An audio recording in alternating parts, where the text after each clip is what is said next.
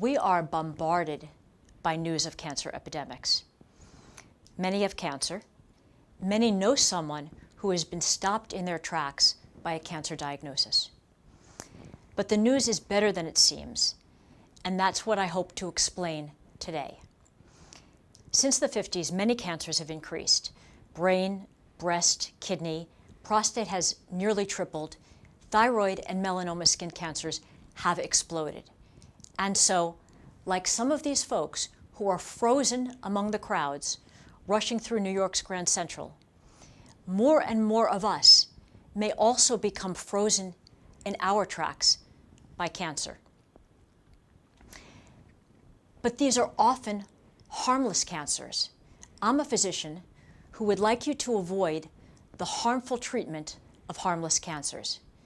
As a radiologist and an advocate, I'd like to spare you the anguish of my own family's ordeal. On Memorial Day in 2016, my family gathered in the Green Mountains. We were celebrating my daughter's birthday. We were relaxing. Everyone was happy. My husband, Bernie, played some tennis. And then he developed back pain, excruciating back pain, and literally overnight, inexplicable paralysis. Now, I've been an Army doctor. I've been the witness to a mass casualty. I've seen tragedies I would rather forget during my medical career. But this tragedy was unbearably brutal. None of the brilliant clinicians at the best hospitals knew what the heck was going on.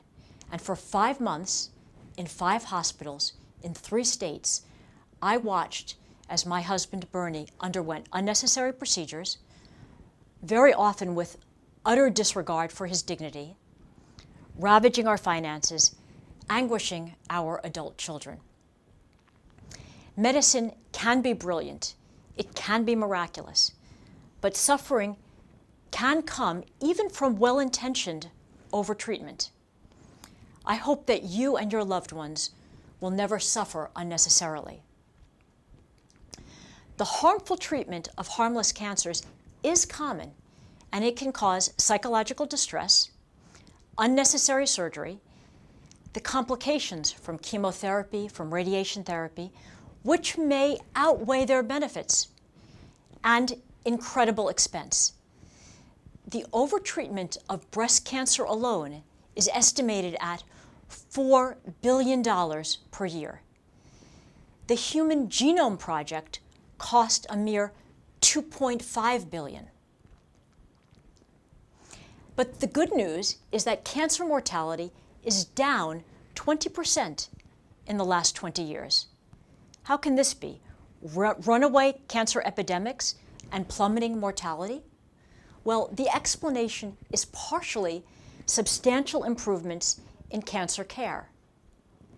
And it is largely the unearthing of harmless cancers, epidemics of things we call cancer, but only a small percentage of those will threaten your well-being or longevity. The best evidence for harmless cancer comes from autopsy studies of people who have died from other causes. Autopsy studies have shown large reservoirs of harmless cancers which increase as we age, and the classic case is prostate. Autopsy studies first show harmless cancers stowing away silently in the prostate in men in their 20s. It's more common in middle age, and it is virtually a normal finding in the elderly. Autopsy studies estimate silent cancer stowing away in the prostate in more than 60% of men over 70, in the breast of up to 39% of women, and by some estimates, in the thyroid of virtually every adult. And we see this in the kidney, the endometrium, the colon. The autopsy studies suggest that your lifetime risk of a symptomatic cancer is far less than the virtual certainty of an autopsy detectable silent cancer. And this is because cancers are a motley crew. Cancers are not all alike. Some are like pirates, deadly, unstoppable, ravage the ship. Some are like masked mutineers, threatening cancers which treatment can contain or cure. And most are harmless stowaways which hide silently and pose no threat. Now, this became personal several years ago, when two close friends developed the same rare pancreatic islet cell tumor as did Steve Jobs. My friend Matt, who describes his experience in Slate, explains that he had a large tumor found late by pure luck on a CAT scan performed for appendicitis. In the 10 years since, Matt is married, and he started a pancreatic cancer charity with his surgeon, John Cameron.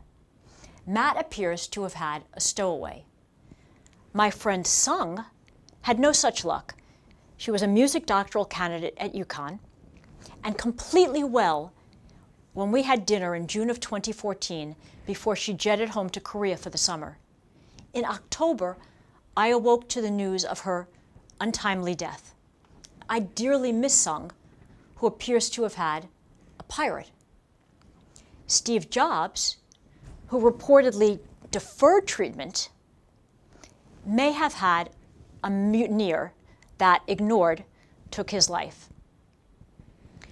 But despite this motley crew, public health messages reinforce the view that your survival is dependent upon early detection. What I'm trying to explain is that your survival may depend instead on your tumor's biology, rather than the point at which it was found. Why now have we unearthed epidemics of harmless cancers? Both screening and scanning. The signing of the National Cancer Act by President Nixon in 1971 began the war against cancer.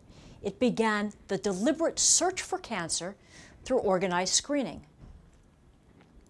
Radiologic scanning continuously improves, and it has resulted in explosions of unexpected, harmless tumors on imaging studies ordered for unrelated reasons. We see these incidental tumors in the thyroid of 67% of adults, in the lungs of 50% of smokers, and in high percentages of the adult kidney, liver, and pancreas. So the harder we look by scanning and screening, the more harmless cancers we find. And there is more evidence. Consider this data from the National Cancer Institute from 1975 to 2005, the first 30 years that the data was available. Thyroid cancer incidence more than doubled, as demonstrated in yellow. Mortality rates, in red, are stable. The cancers were largely incidental tumors, harmless tumors on scans ordered for unrelated reasons.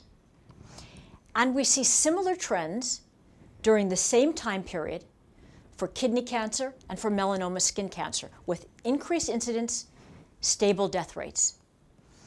The thyroid cancer experience in South Korea is mind-blowing. Thyroid cancer incidence in yellow increased 15-fold in the shorter interval between 1999 and 2011, following the initiation of screening. But again, the death rates are in red, are stable.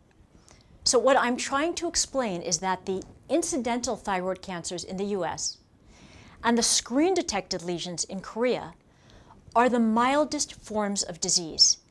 They are the source of the epidemics of harmless cancers. But this is poorly understood by the public, by policymakers, and by physicians, and it drives the harmful treatment of harmless cancers. Also poorly understood are medical probabilities, what I've called statistical magic tricks. And this too drives the culture of testing more, finding more, and treating more. I've summarized 3 examples. First, false positives. A false positive test says you have a disease when you don't. Test yourself. How likely is breast cancer in a 40-year-old with a positive mammogram? It is only 8.3%. Let me walk you through that. Of 10,000 40-year-olds, 1% or 100 will have breast cancer. The remainder will not. Of those with breast cancer, 10% or 90 women will have a true positive mammogram. 10% of those without breast cancer, or 990 women, will have a false positive mammogram. You see where this is going.